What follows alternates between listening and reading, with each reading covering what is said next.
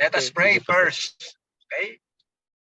Let us bow down and let us be in the presence of the Lord. Our Heavenly Father, we come before you humbly, thanking you and for this time now we are gathered, Lord, to study, Lord God, at lalo mo, Lord, na kami po ay prepare mo, O God, sa aming pag-aaral, O Diyos. Inaangkin namin, O God, ang kapangyarihan ng banal na Espiritu na siyang lumulubog bawat isa, O Lord God. Katulad ng sinabi mo, not by might nor by our power, but by the Spirit of the Lord, O God. Lord, we ask, Lord, your divine guidance, O God. Even your divine anointing, O Lord God, para mas lalo po naming maunawaan, O Diyos, ang aming mapag-aaralan. Lord, kahit sa examination today ay masagot namin ng tama, O Lord God, ang mga questions, O God. Maraming salamat at ginagawa namin ito for your glory, Panginoon. Dahil sinabi mo, whether we eat or drink, we have to do it all for your glory, God. Kaya salamat ng marami sa pagkakataong ibinigay mo, O Diyos. Basbasan mo po si Pastor Paul Mark na siyang mangunguna, magtuturo, Panginoon, about homiletics, O Lord God. Salamat sa wisdom and knowledge, O God, na inimpart mo kay Pastor Paul Mark. At ito rin po ay may impart, O Lord God, sa lahat ng mga students, O God. Kasama na rin kami, O God. Salamat, Panginoon, dahil, Lord, ikaw ang Diyos ng kaayusan at iniaayos mo, O Lord God, ang lahat para sa amin, O God, upang maging handa kami sa paglilingkod, O Diyos. Kaya thank you, Lord, sa oras na ito. At alam namin na ang bawat oras ay hindi masasayang dahil ikaw, O Diyos, ang pinaglalaanan namin ng panahon, O God. Kaya thank you so much, O Lord God, sa opportunity na ito at sa internet connection na meron kami. Salamat. At ikaw ang nagpo-provide ng lahat ng mga needs namin. Kaya Lord, we give you back all the praises and the honor in the mighty name of Jesus. Amen and amen. Okay. Yeah. Okay, Pastor Paul Mark, bigay ko na sa iyo yung screen, Pastor Paul Mark. God bless.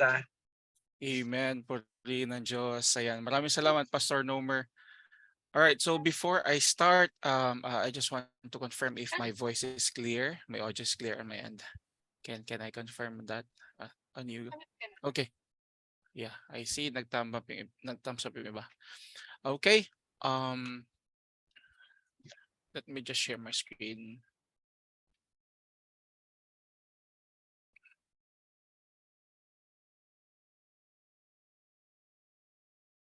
Okay. All right, kita nyo na po ba yung screen ko? Okay. So yeah, praise God because we're done already with the the 3 weeks ng ating pag-study ng homiletics. Now, we will be discussing 3 topics today. Yung mga perfect models ng isang preacher, and then apostolic, and then sermon delivery. Okay, yun yung ating pag-uusapan today. Then the topic will last in 1 hour. Then the rest of the minutes or hour ipo-provide natin yun para sa exam. Okay? So yep. Share ko yung aking screen. Makikimute lang po sana para mas maging malinaw yung ating pag-uusap. Okay. All right. Okay. So to start with, yep. Alam nyo, sometimes, no, para maging effective tayo sa isang bagay, sometimes tumitingin tayo ng mga references, no? Kasi we want to make sure na yung ating gagawin dapat somehow effective or dapat maging pulido, Tama? Or minsan, may mga tao tayong nilulook up, no, o chine-check nating maigi yung mga kaparaanan nila kung paano nila ginagawa ng maayos yung isang particular na bagay. Okay? At yun ang pag-uusapan natin ngayon. Okay? So, sa ating paglilingkod sa Panginoon, para maging effective tayo, sometimes we do some we look some references, no, para ma-ensure na tayo ay magiging kalugod-lugod sa ating Panginoon. Amen. At saka talagang mas maraming kaluluwa yung makatanggap at makakilala sa ating Panginoon. Okay? So, now we will talk about the perfect model of a biblical preacher. Okay? So, alam niyo po, in featuring a model of a biblical preaching, there is none better than our Lord Jesus Christ. No, siya lang talaga yung talagang perfect model, no? So ngayon, let me illustrate the essential features of biblical preaching in the ministry of our Lord. Okay? Una, dapat yung biblical preacher, his message is from God. Okay? So, katulad ng ating Panginoong Hesukristo, we should aim that our message is indeed came from God. Okay? In fact, Jesus is not only saying that his message is from God, he is also pertaining about his own preaching. Bakit?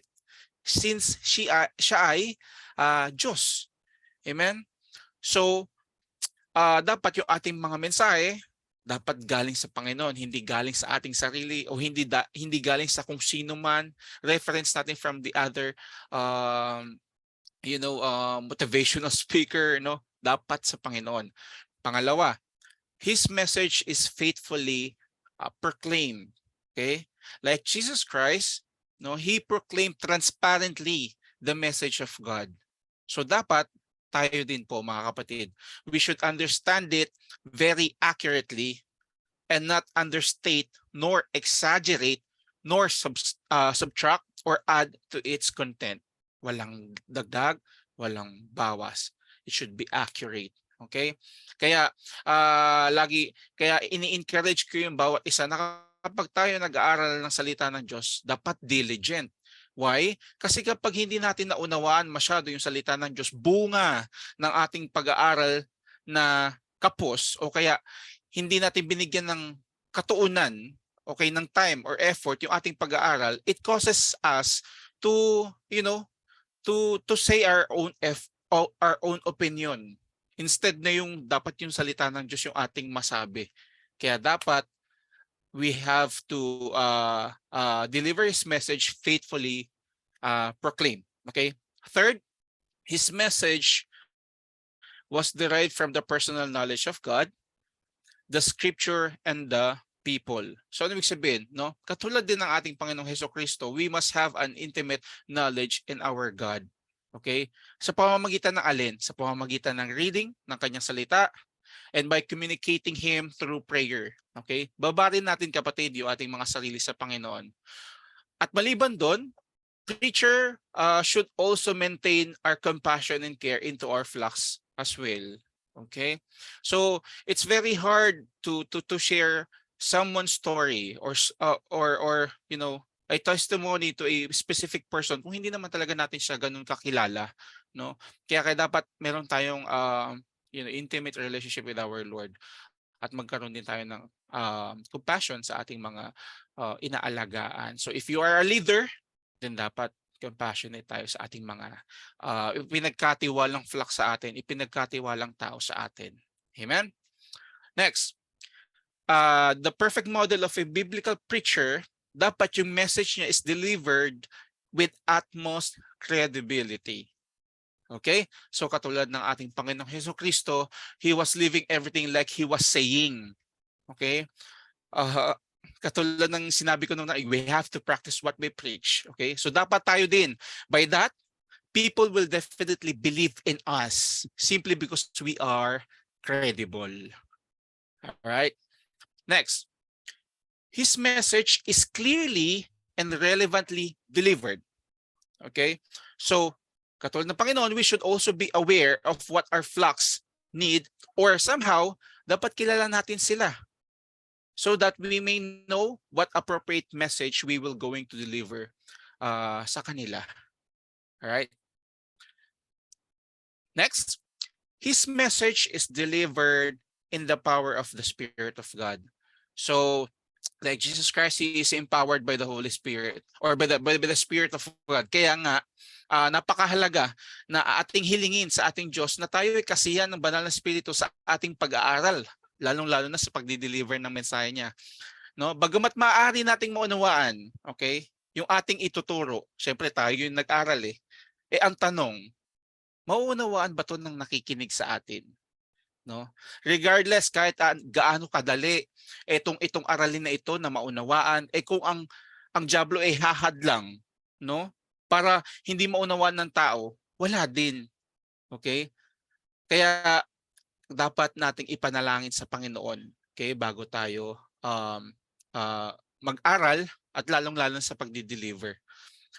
Next, last, his message is accomplished God's agenda. Importante ito, no, kapatid, no? Katulad ni Kristo, ganun din yung agenda niya, no? Our main goal is to accomplish God's agenda.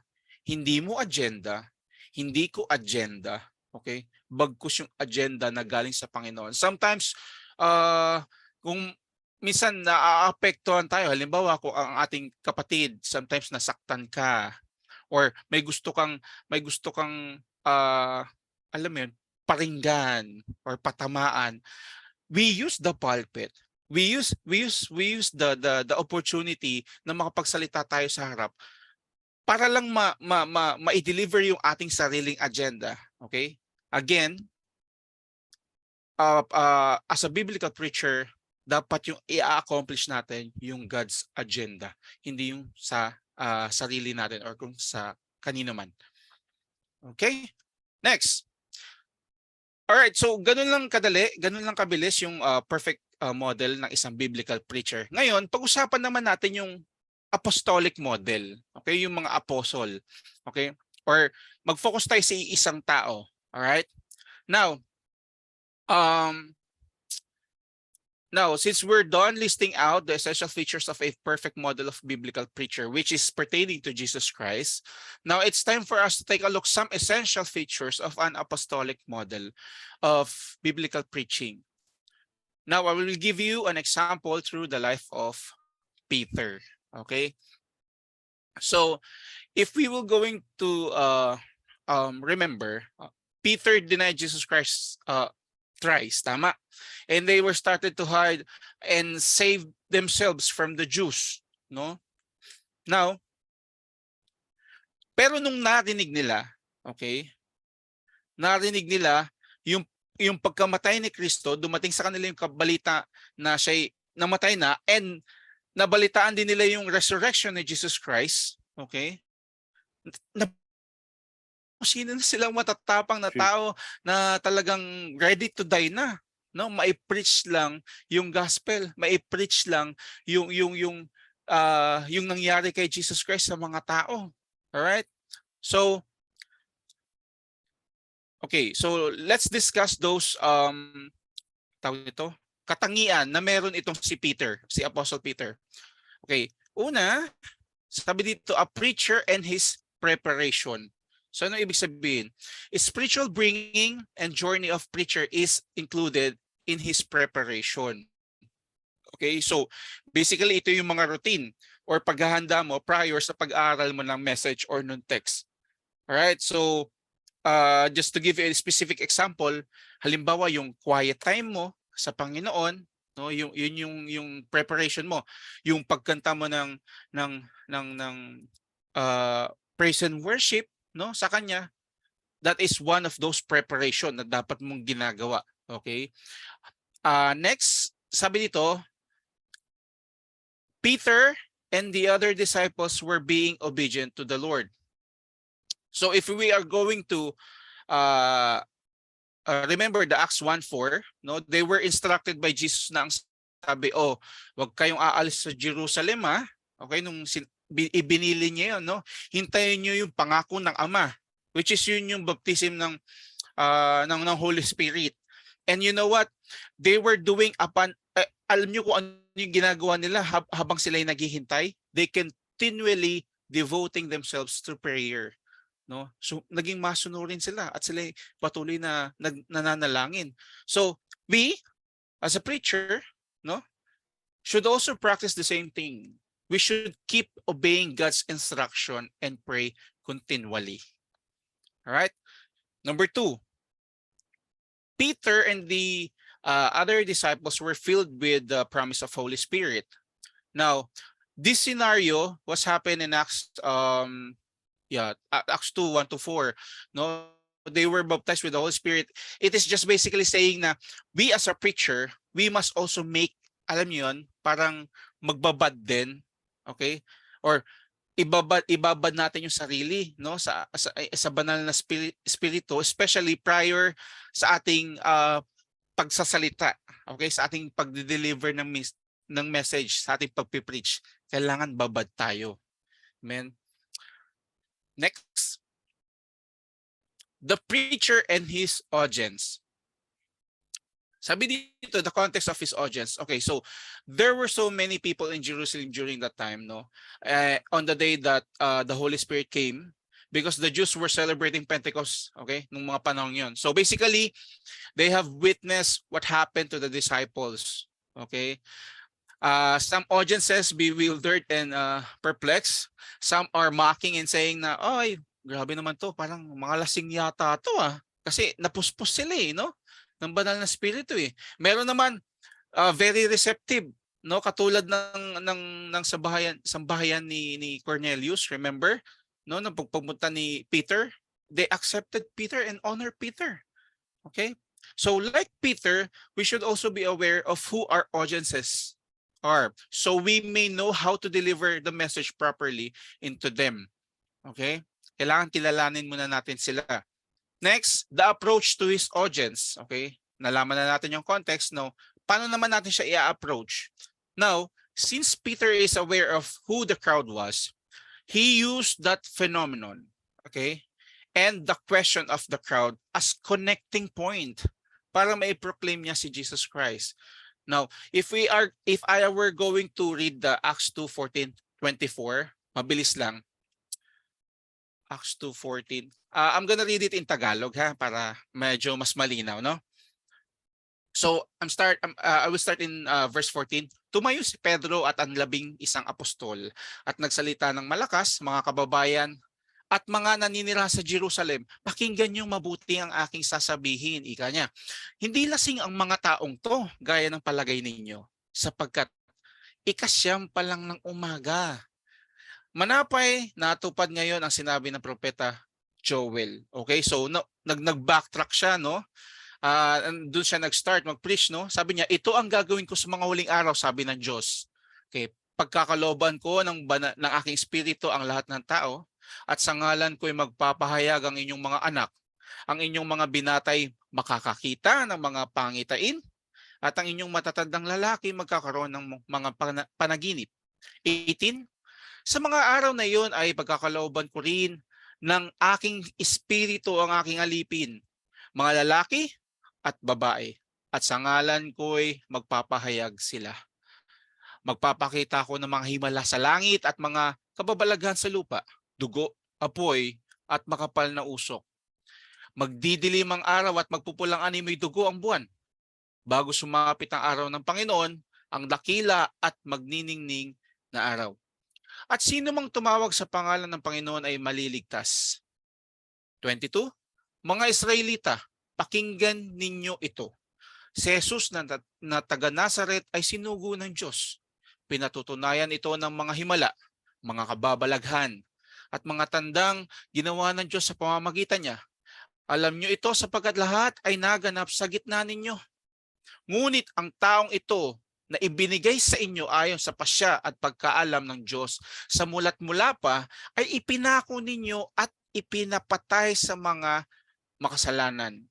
And 24, subalit siya'y muling binuhay ng Diyos at pinalaya sa kapangyarihan ng kamatayan.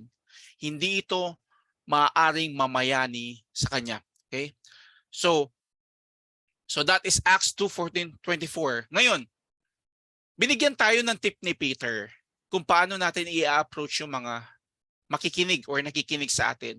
Lalo na kung tayo ay mag-share ng salita ng Lord sa mga wala pang idea tungkol kay Lord, no? Or sa Kanya. So that would be our approach, okay?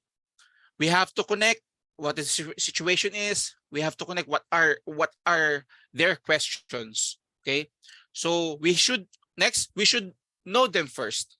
Wag nating basta-basta pasukan yung ating mga sineshare ng gospel agad, no? Yung ng very diretso, no? Kasi baka magulat, no? At saka hindi nila maunawaan kapag nag-penetrate agad tayo. Use their questions. I know some of them magtatanong, no? Or pwede tayong gumamit ng mga rhetorical questions na pag-usapan natin yung last time, no? Or we can use the current scenario katulad na ginawa ni Peter, yung phenomenon nun, di ba? Yung mga tao nagtaka, oh, ano ba to? Mga lasing ba to? Then saka siya sumagot and diniscuss niya. No? Nag-share siya, nag-preach siya hanggang makarating siya dun sa idea na si Jesus Christ ay namatay at nabuhay namang muli, di ba? So, ganun dapat yung ating strategy. Okay? We have to look for some connecting for some entry points, okay? Next,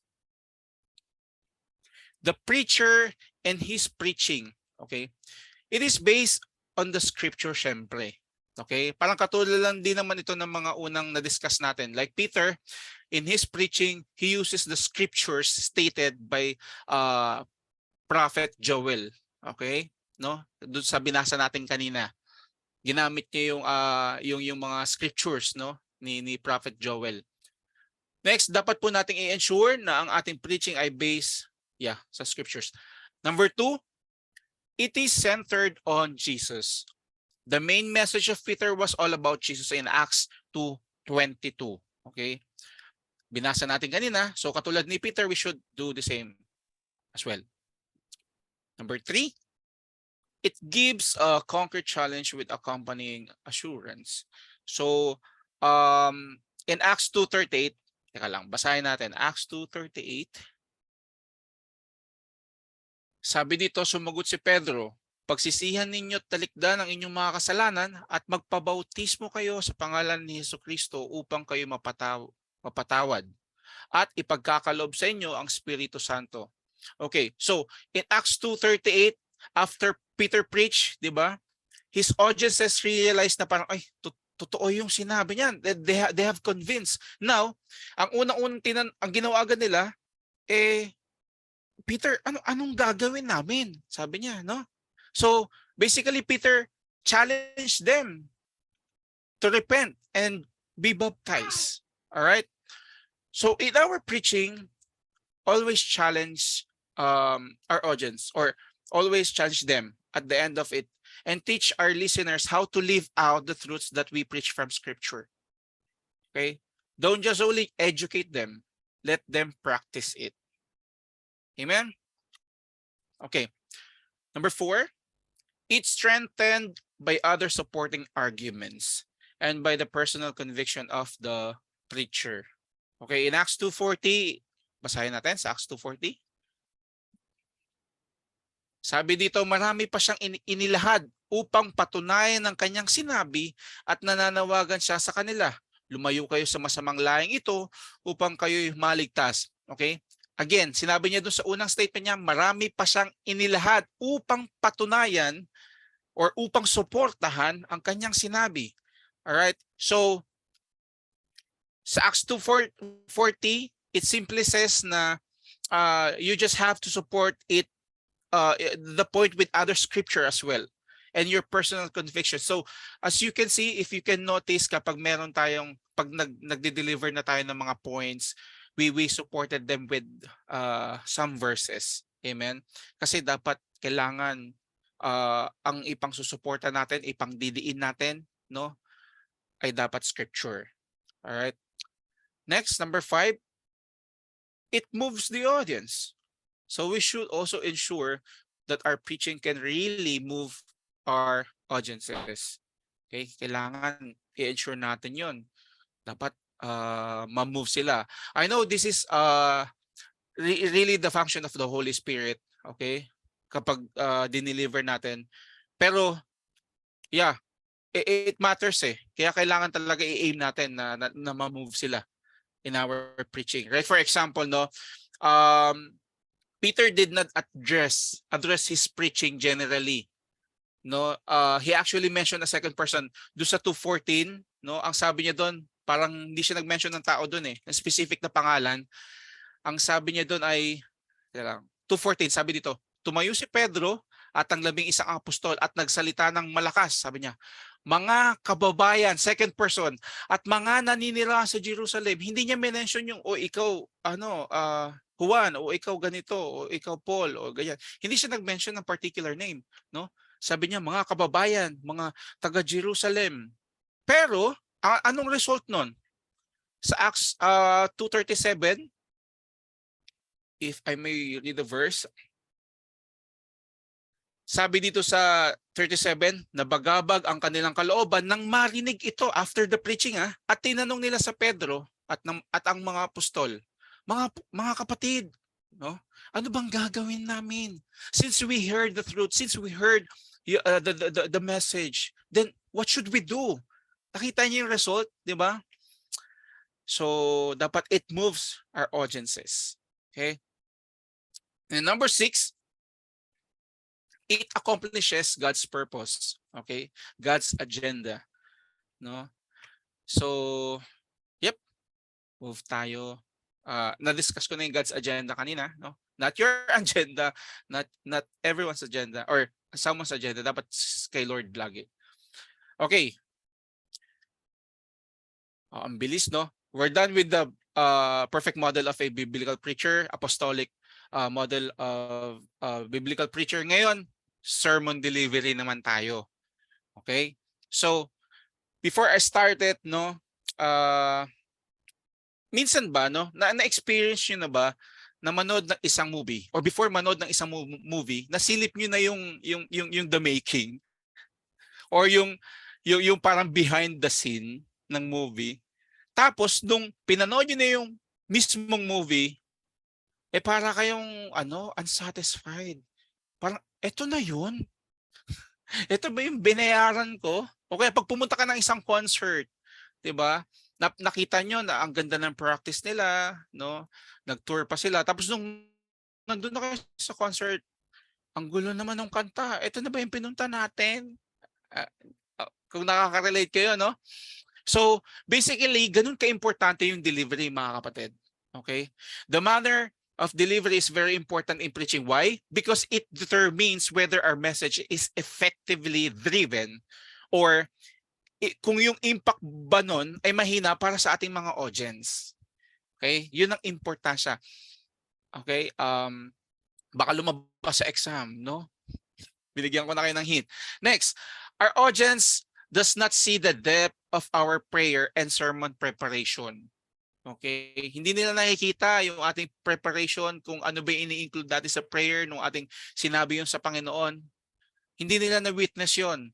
But the result will be reflected in our delivery. Kaya ganun siya ka-importante. Okay? Yung delivery. No, nakakalungkot lang isipin, mga kapatid, na ang ganda ng preparation natin, pero sumasablay tayo sa delivery. Okay? Kaya dapat bigyan natin siya ng importance. Okay? We have to bear in mind that the purpose of preaching is not to impress our listeners by exhibiting our abilities, but to help them understand the biblical message we are communicating so that they can be transformed by it. Okay? So, ano naman yung mga or what preacher should be done prior to his actual preaching? Okay? So, before else, seek the guidance and anointing of the Holy Spirit, no? Yun ang unang-una, manalangin tayo. It would be good if you practice your preaching, no? Hangga't maaari, if you can rehearse natin, kapatid, no? Isipin mo, may mga audience yan. You know what, nung before ako yung unang preaching ko sa church, ni-rehearse ko talaga.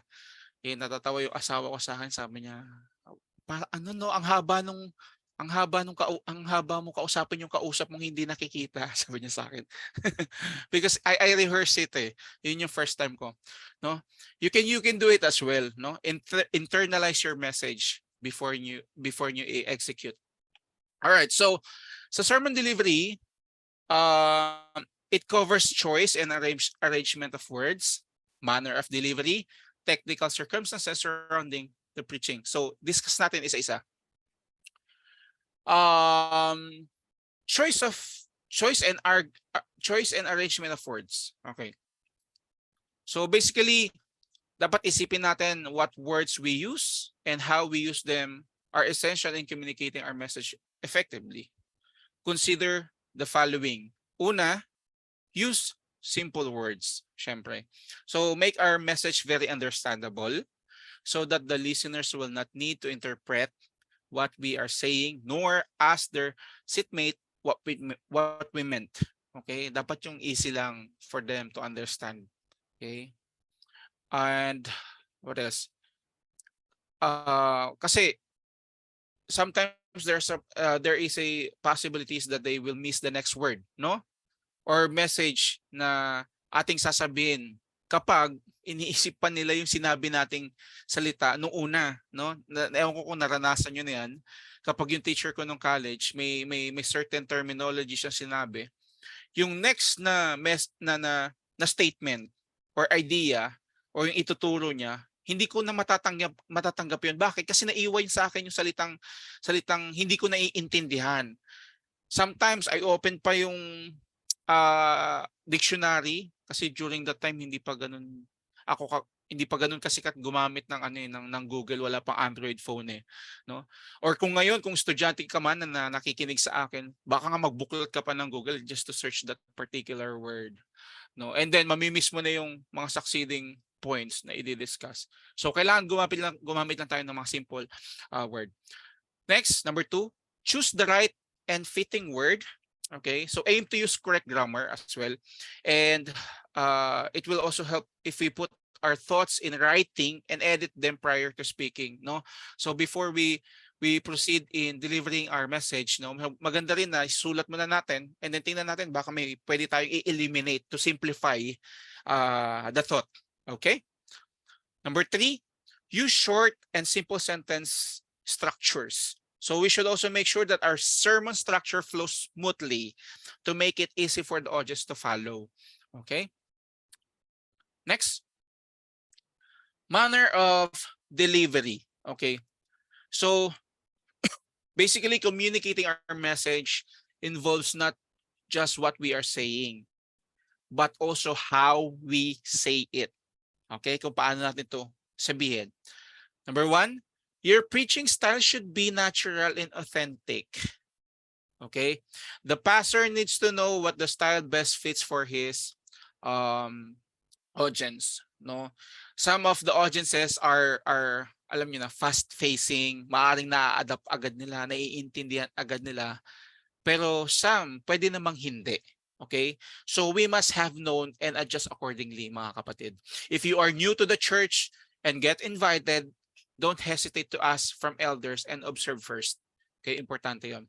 Pangalawa, consistent with your personality and the normal ways of your expressing normal ways of expressing yourself. Don't imitate someone as much as possible. Okay? Pero again, this is particular thought, depende to no? If there's something that needs to be fixed with your personality, then this should be corrected muna, mga kapatid, no? We cannot practice it consistently, no? Hindi natin pwedeng sabihin na dapat ako lang to, dapat yung sarili kong technique yung gagamitin. Hindi. Kung may something na dapat itama diyan, itama muna, no? Now, if we saw someone who did it better, no, in his own manner, then there's nothing wrong, mga kapatid, if we imitate them kung makakabuti naman. Okay? Pero minsan, no, paalala ko lang, kapag may ginagaya tayo, maaaring hindi naman natin ma-execute ng tama yung mga dapat nating sabihin kasi nga ginagaya natin sila. Okay? Sometimes if you want to be effective, kapatid, ito natutunan ko lang to dati. If you want to be effective, then be yourself. no? Ang Lord ang bahala. If I may share my testimony, I hope I still have some time. Nung nag-uumpisa pa lang ako, I am so impressed with Pastor Ray, one of the pastors of TGC before. Napakagaling niyang makakot ng attention ng mga nakikinig sa kanya. Ang galing niya rin magpatawa. Sabi ko, Lord, ala, gusto ko yan. Gusto ko siyang gayahin. Pag ako naging pastor, sabi ko, when I was youth, gusto ko rin maging ganyan. Kasi gusto kong maging at somehow entertaining din naman yung aking pagde-deliver ng message. And then, yeah, I saw Bishop. Alam niyo, napaka galing mag-deliver ng message, no? So, gusto ko din yan. Gusto ko din. And then, nung ako na yung tumatayo, sabi ng Lord sa akin, Paul, if you really want to be effective, then be yourself. No, be yourself. Ano man yung mga something sa'yo na dapat i-correct, mga gestures, manner, dapat i-correct muna yon. Then, pag na-correct na natin yon, then be yourself. And then, tutulungan kita para ma-share mo ng maayos yung aking message. No? Natuto ako doon. So, ganun lang mga kapatid. No? Number 2, let your voice convey the feeling of your message. No? So basically, you need to learn and practice how to highlight your thoughts in speaking by way you vary your voice. Okay? A good use of your speech or tone, volume, speed, or speaking and pauses can accomplish the sermon's purpose. All right? And avoid robotic tone, no, na parang robotic lang na nagsasalita. And when you are reading the passage, you should also know the emotion of the passage. Syempre, if it is happy, then read it happily, no? Or maybe if you are in the point of delivering challenge sa mga tao regarding about repentance, then you must sound serious. Syempre kapatid, di ba? Dapat sincere ka kasi kung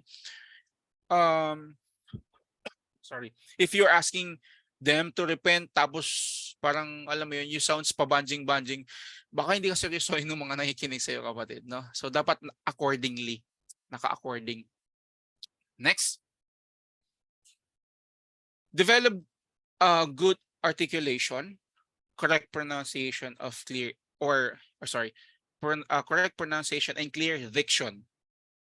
Okay, why? Bakit kailangan yan? Kasi there's a possibility mga kapatid na mamali yung intindi kapag yung ating pronunciation ay hindi nakatama or ang ating diction hindi tama, no? Marami na akong na-encounter na ganyan, nakikinig ako ng isang lesson tapos somehow the pronunciation is not correct. Namamali yung aking intindi. Then therefore yung application ko, yung aking natutunan, namamali din kasi mali nga yung intindi ko sa una, no?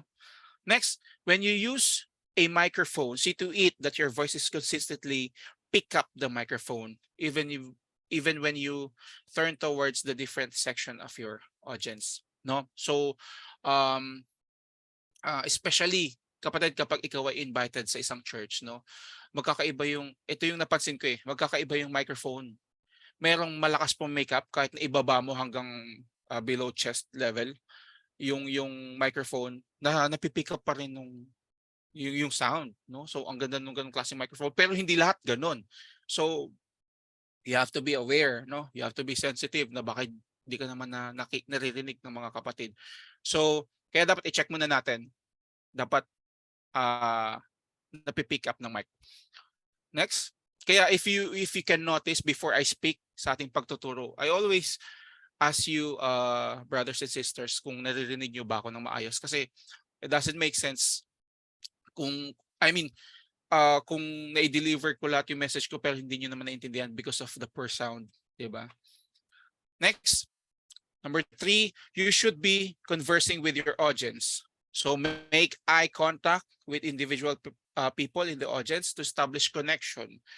Okay, let them know that you are really interested with them, no, in talking with them. Para anong purpose? Para pakinggan ka rin nila syempre. You should avoid looking over people's heads, ceilings, windows, and reading our notes. Yung lagi ka lang nakayuko habang nagpe-preach. Okay? Next. Non-verbal communication is more effective than words. So you need to support your preaching with gestures, okay? Facial expressions, movements that are consistent with your intent. Okay, gestures must be spontaneous, definite, varied, and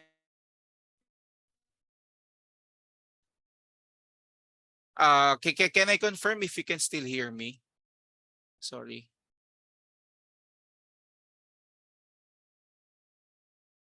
Okay, okay. Thank you po. Merong error message kasi na nag-pop up. Okay. Okay, moving on. Properly timed. Okay, kapag ginawa natin to kapatid, this will make our preaching more convincing. Okay? And pero syempre mag-ingat din tayo kapatid, no? Kung sa ating mga gestures, kailangan din nating i-watch out yung ating mga mannerism, no? We have to ensure na hindi nakaka-distract 'yun sa ating mga tagapakinig. Okay? Baka kasi doon sila mag-focus. Number 5, wear clothing that is appropriate to your audience, audience occasion, and culture norm in order to connect with them. Your hair should be combed, no? Dapat maayos. Shoes should be shined. Okay, clothing is neat and modest. Breath and body smells are pleasant, no?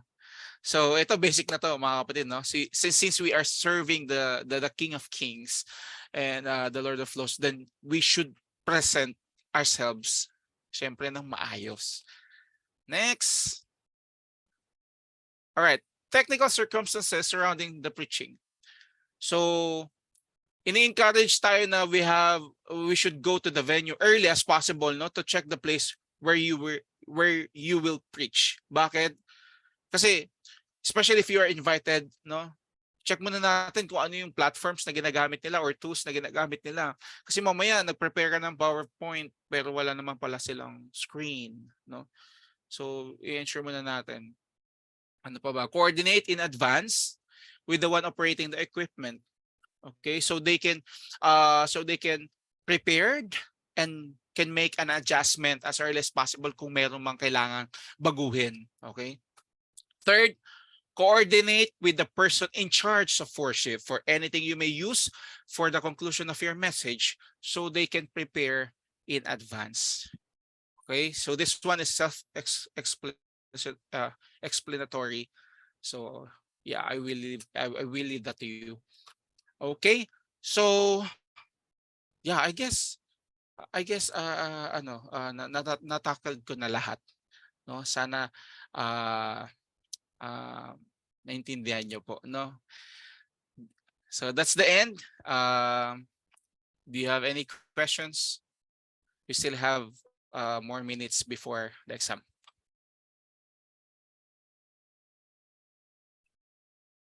Yeah, if none, maybe I can give this to Pastor Nomer. Nasa bahay na yata siya. Pastor Nomer? Yes, Pastor Paul Mark. Thank you, Pastor Paul Mark. Yeah. Okay, kamusta mga kapatid? Meron ba kayong mga gustong i-clarify hanggat at andyan si Pastor Paul Mark doon sa topic natin about homiletics?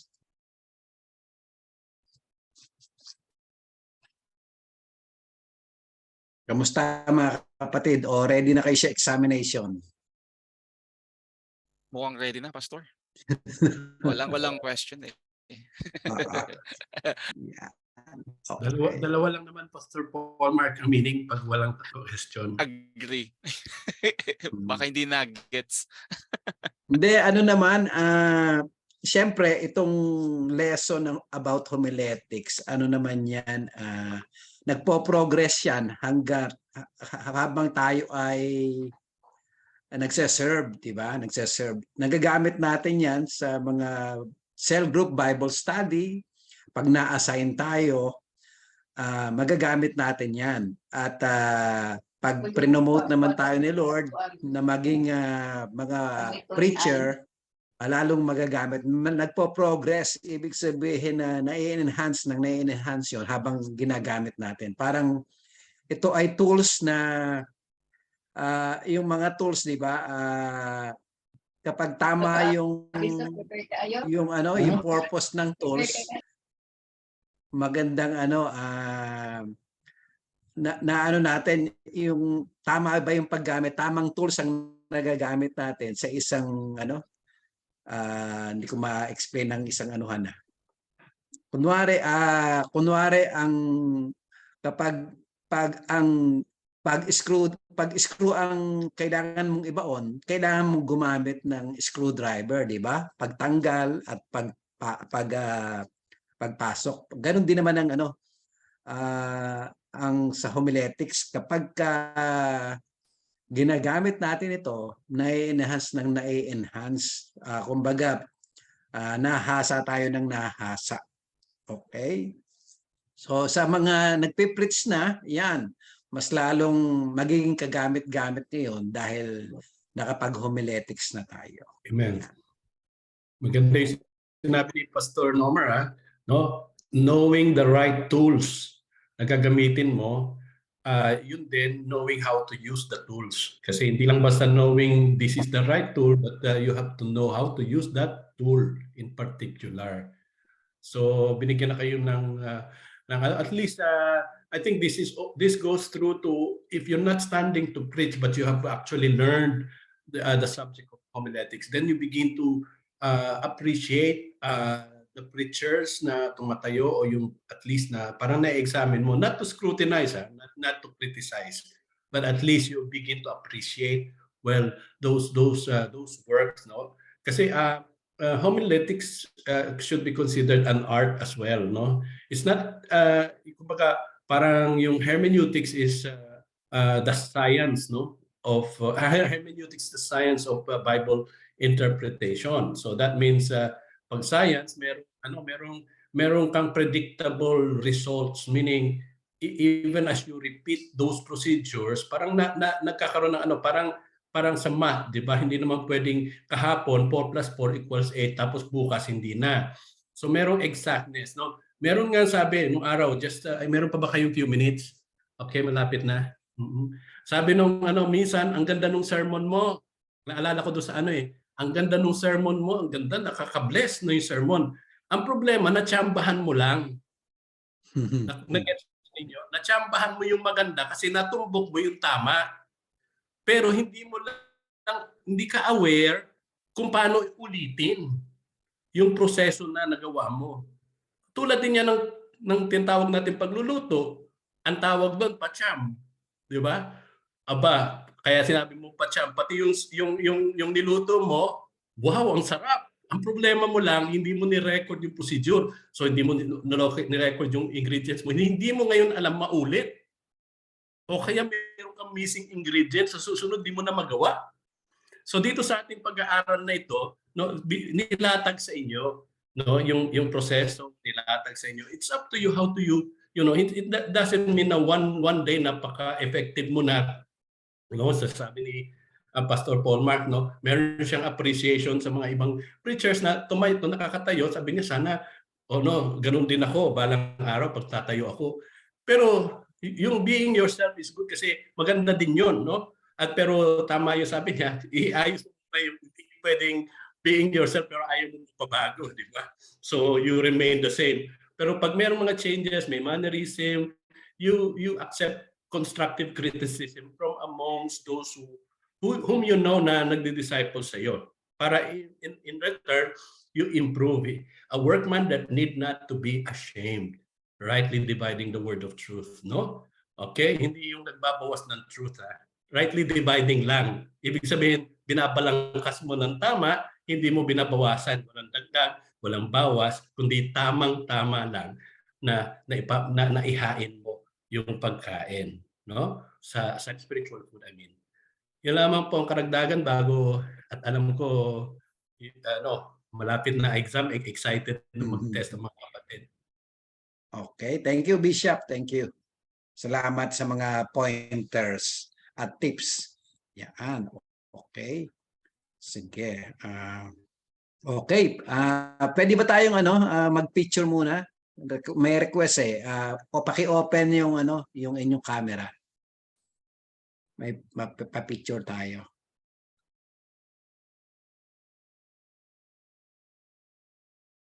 Yan, okay. Yan. Sige. Okay. May dalawa pang kasama tayo. Pwede bang paki-open o pwede ba o naka-duty kayo?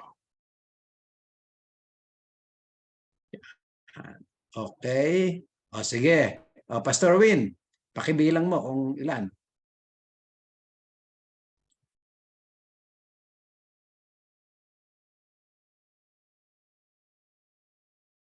Wala yatang counting eh. Ang hirap ngumiti. Nakamute yung nag-count. Nakamute ka, Pastor Win. Sabi ni Pastor Paul Mark, check nyo muna kung narinig kayo ha. Baka bilang kayo ng 1, 2, 3, hindi kayo naririnig. Praise. Narinig na ba ako? Oh, yan. Yan. Okay. Okay. Bilang na ng 1, 2, 3. Ready? Okay na? 2, 3. Isa pa. 1, 2, 3. Nakakatuwa ang bulinaw, oh. Talagang Okay. parang ang long table sila doon, ang ganda. Thank you mga kapatid. Hope siguro naman ready na tayo sa examination. Ano? Yung assignment naman, pwede pa naman ma-extend yun hanggang next Friday. Pastor, prayer muna bago magsimula. Sige, pray muna tayo. Sige, let us pray. Panginoong Diyos, maraming salamat sa wisdom na nakuha namin, O God, mula kay Pastor Paul Mark. Salamat dahil gumagamit ka, O Diyos, ng mga lingkod mo upang, Lord, kami ay tulungan, O Diyos, kung paano ang gagawin para makapag-prepare, makapag-outline, O Lord God, ng mga teachings and sermons, O God. Lord, hayaan mo, God, Lord, na ang mga pagkakataong ito ay isang investment namin, O Lord God, para makapag-gain kami ng greater harvest, Lord, in the ministry.